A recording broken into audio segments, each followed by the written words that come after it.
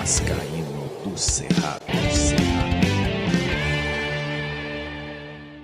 Fala galera vascaína, Thiago Fontes, canal Vascaíno do Cerrado, trazendo mais um vídeo para o canal. Vamos trocar uma ideia sobre o Vasco da Gama. Antes vou pedir para você deixar o joinha, deixa o like, que é importante para o canal ser indicado no YouTube. Se inscreve no canal e segue também as redes sociais, tem o Instagram, @Vascaíno do Cerrado, beleza?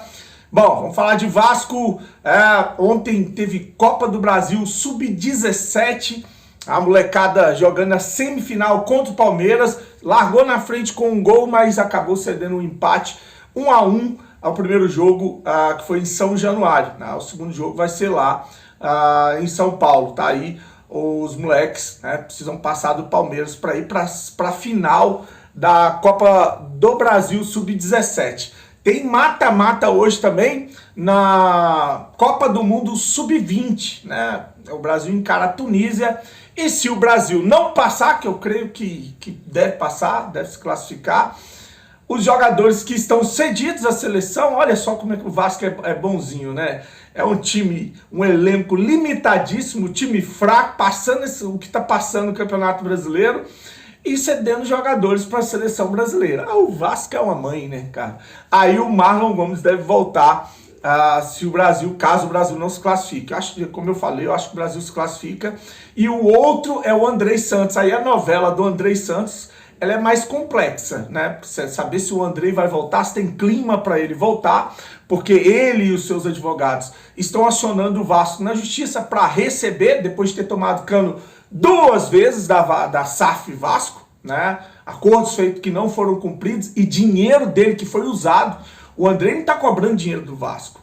O problema todo é esse, né? O calote que deram no Andrei, no seu empresário, a grana que o Andrei está cobrando, não é salário atrasado, não é dinheiro que o Vasco deve para o Andrei. Era dinheiro do Andrei que o Vasco usou sem autorização do jogador. Só isso, só isso. A Vasco SAF conseguiu superar as canalices do associativo. Aí o Paulo Brax, né, ele afirmou que o Andrei volta, né, que tomou conhecimento desse processo que o advogado do Andrei está movendo contra o Vasco através da imprensa. Olha só como é que os processos dentro do clube estão maravilhosos, né? Ele tomou conhecimento através da imprensa e, abre aspas, ele disse que outros jogadores já entraram na justiça contra o Vasco e as portas continuaram abertas, fecha aspas, para o grande Paulo Brax, né? Só que os outros jogadores que colocaram o Vasco na justiça não estavam mais no Vasco. Essa modalidade agora de jogadores jogadores no elenco, como o Jair, que o advogado falou que vai entrar na justiça e criticou a SAF do Vasco, né?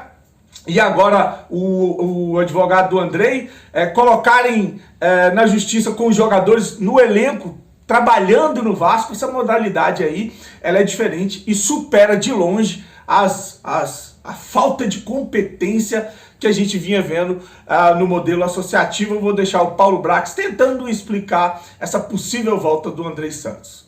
O cria Andrei, já negociado com o Chelsea, retorna ao Vasco, sim, assim que terminar a participação do Mundial. Eu não tenho conhecimento interno no Vasco sobre o processo do Andrei contra o Vasco. Eu vi pela imprensa. E não questionei o staff do jogador, não questionei o jogador sobre isso. E eu preciso tentar sempre separar uma questão da outra, para impedir que isso interfira na parte técnica. Vários ídolos da história do Vasco também já reivindicaram os seus direitos na justiça. E nem por isso tem as portas fechadas aqui. Então, no meu planejamento, eu conto com o Andrei e com o Marlon Gomes assim que terminar o Mundial Sub-20, a participação do Brasil, para eles serem integrados aqui. Não vejo aqui internamente um clima ruim para ele. E, de novo, não recebi formalmente dentro do clube essa manifestação de processo dele ou do staff dele contra o Vasco, nessa repactuação que foi dessa nova vinda dele. É isso aí, né? O Vasco que tem a semana inteira para trabalhar, para se preparar para o jogo contra o Urubu. O Vasco é assim, normalmente é 6, 7 dias, né? Esse ainda vai ter quase 10 dias de preparação. O nosso adversário entra em campo amanhã para jogar uma semifinal de Copa do Brasil e mesmo assim, com essa sequência, os caras correm, jogam 2 jogos por semana, chegam no jogo contra o Vasco, voam, correm, tem tecnicamente e sempre conseguem ser superior ao Vasco. Tô falando do Flamengo não, tô falando de todos os adversários que encararam o Vasco até aqui, né? Principalmente no Campeonato Brasileiro. Eu vou deixar aqui eu finalizar esse vídeo com um trecho que eu vi lá na ESPN do Pascoal, falando do momento do Vasco, né? Ele ironiza essa quase contratação que o Paulo Brax falou, né? Que está quase acertado. Fala da cobrança 777, cadê o dinheiro para contratar? Diz que vários jogadores sem condições de estar vestindo a camisa do Vasco estão vestindo a camisa do Vasco agora como SAF e jogando no Campeonato Brasileiro, e lembra a situação do Botafogo. O Botafogo, primeiro ano de Campeonato Brasileiro, voltando como uma SAF, diz que também passou por maus bocados, chegou ali flertar com o Z4, mas o Texto veio ao Brasil, viu a situação, colocou dinheiro, fizeram contratações na segunda janela, reforçaram o time para evitar uma queda e assim conseguiram, inclusive, vaga de Sul-Americana, quase conseguiram vaga na Libertadores, né? Então ele lembra isso que aconteceu no Texto e aí a gente pensa, a 777 vai fazer exatamente o que fez o Texto, vir colocar dinheiro no Vasco, olhando o discurso do Paulo Brax, olhando o que esse senhor Mulambo tá fazendo no Vasco? Eu acho que não, nós vamos correr sérios riscos aí, porque eles não vão vir e colocar dinheiro. O Paulo Brax fala em sobra, eu vou usar uma sobra da primeira janela para fazer contratação. Tá vendo o que ele consegue fazer com o que sobrou, enquanto isso o omisso do Luiz Melo não faz absolutamente nada, né? Então estamos às mínguas, estamos largados e vou deixar aí o Pascoal para finalizar, desejando para você um dia abençoado.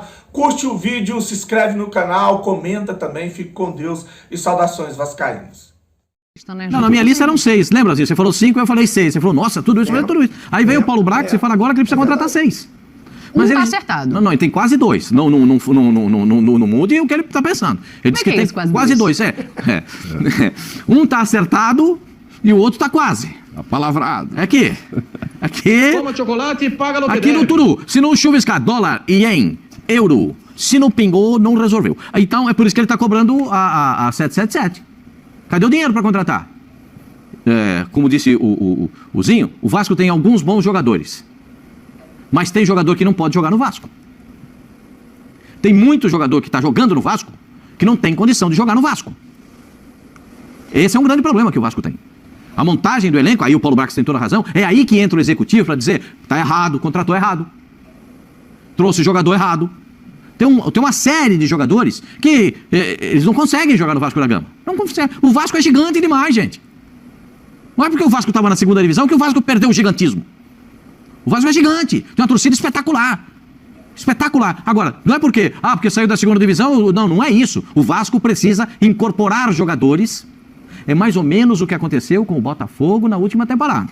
Subiu, o time começou, meio que aqui, meio que ali, aí teve que chegar o nome do dinheiro e falar, pera um pouquinho, se eu não botar um Turu aqui, sabe o que vai acontecer? O time vai cair de novo. Sim. E vai ser pior. Mas eu fico pensando no